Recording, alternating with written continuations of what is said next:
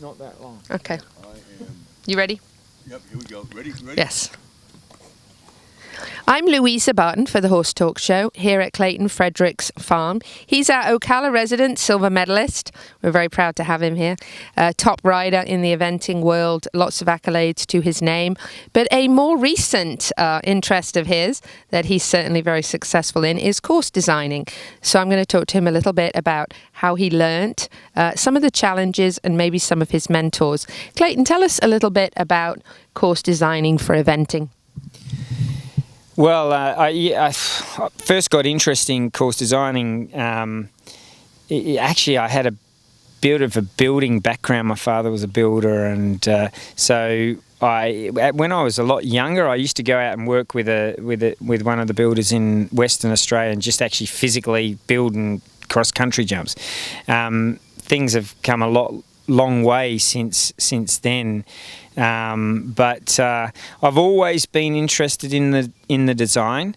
I've been lucky enough to be competing all over the world. So lots of different regions. So I've seen a lot of design from all over the world. But I was always interested in the design of the cross country and how it affects the horses. So, it was a natural progression for me. Once I was getting more into my senior years and being part of the FEI committee for a while, they were encouraging me to get involved because, it's nice to get some. I mean, although I'm on the 50 years, I'm still relatively young as a course designer. So, it was something that I always wanted to be involved in. And although I'm not doing a lot of courses at the moment yet, I really enjoy the events that I am involved with here in Florida.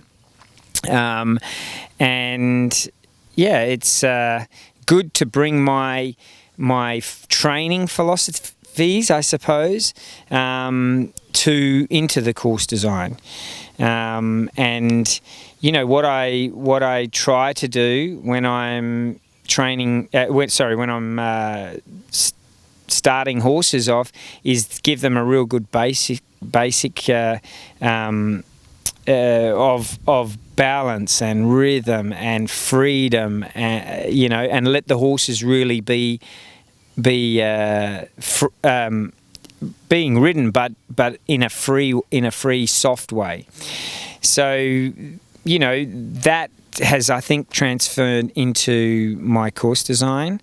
And, what I want to do when I design a course is have a good beginning, a good middle, and an end, so that the horses come out of being a course, out of doing one of my courses, they come out maybe a little bit better trained or a little bit better for the experience.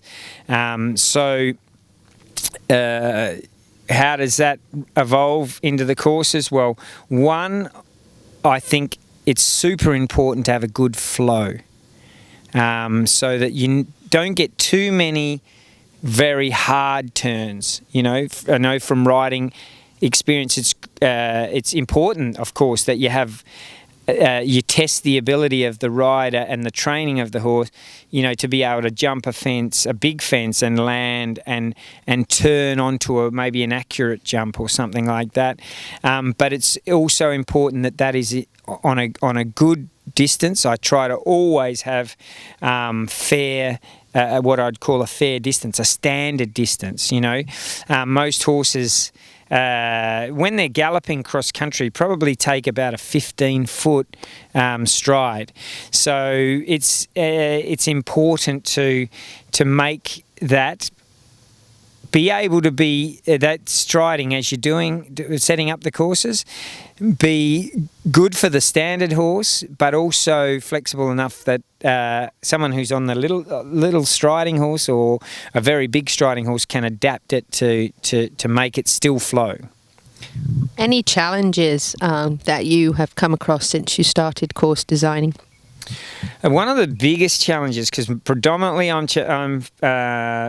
building or designing in Florida, one of the challenging things I've found is the sunlight. We get a very low sun sometimes here towards the end of the year, but most of the designing phases gets done in the middle of the year when we've got a very high sun, and so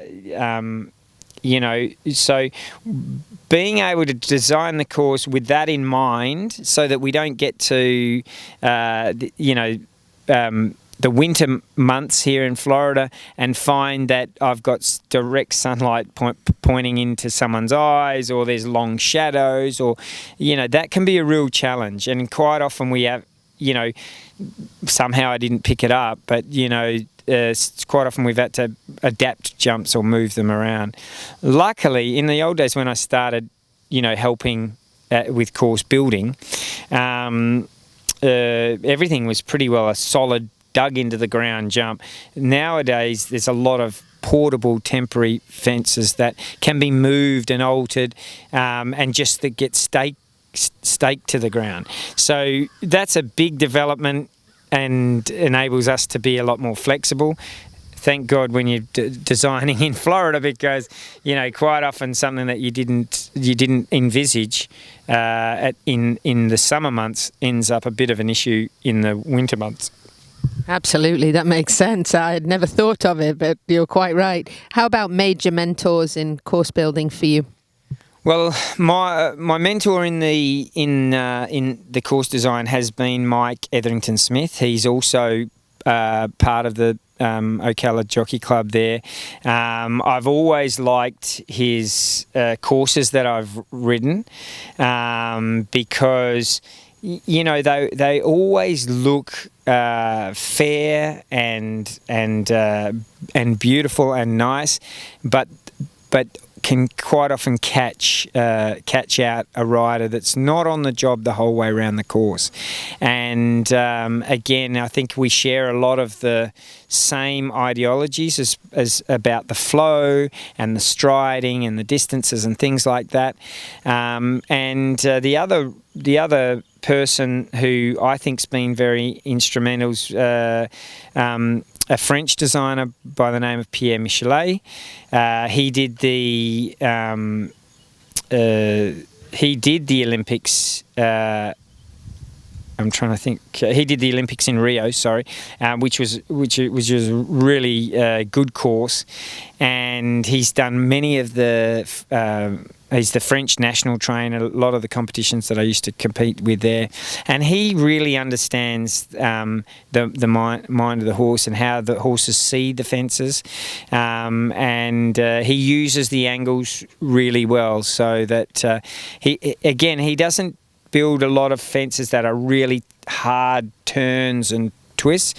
He more tries to use the lines, but the angle of the jump. So if you're a rider that can ride across a fence on an extreme angle and have the horse understand where they're going, you do well on his courses. And I'm sure when you're doing course design, in your mind, you're riding on one of your horses.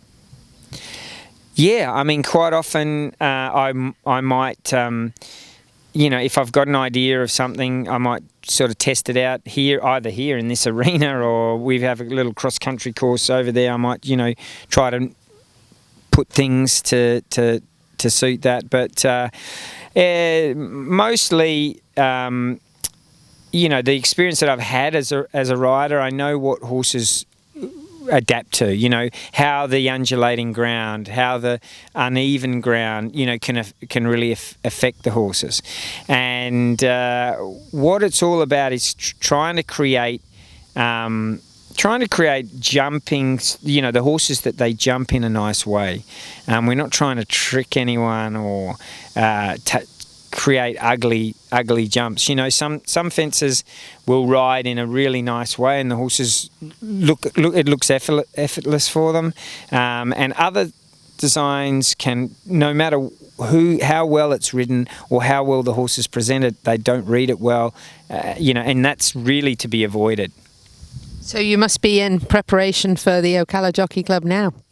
Well, yeah, I haven't completely finalised. I've got some ideas in my mind. It really comes down to me getting some time to go over to the Jockey Club or the Grand Oaks. In fact, there's another lovely course there down in Wearsdale, which I am lucky. I've got two very nice venues at the moment that enable me to use a little bit of artistic flair to create a course that rides well, but also is encouraging for the horses to go to the next level. It's incredible. Here in Ocala, Clayton Fredericks, we talked earlier in one of the segments about him maybe having time to hit the lake and spend some time with his wife on the water, and we wonder why he doesn't have time. He's bringing horses over from Europe, training them, starting them, selling them, teaching, and course design at Grand Oaks and at the incredible event here in November, the Ocala Jockey Club International 3-day event. It's no wonder he doesn't have very much spare time. Our silver medalist here in Ocala, Clayton Fredericks. I'm Louisa Barton for the Horse Talk Show.